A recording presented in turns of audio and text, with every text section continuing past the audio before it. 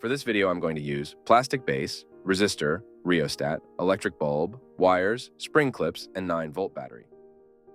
Don't forget to subscribe and turn the notifications on for more videos like this. I'm going to connect the electric bulb, the resistor, and the battery together to close the electric circle. And in this case, the resistor will stand for the potentiometer.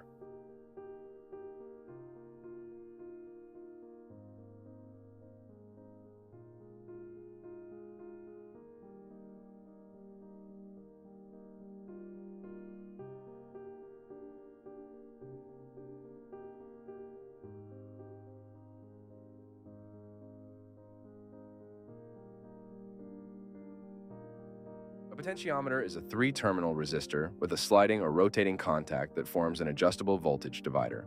If only 2 terminals are used, one end and the wiper, it acts as a variable resistor or rheostat.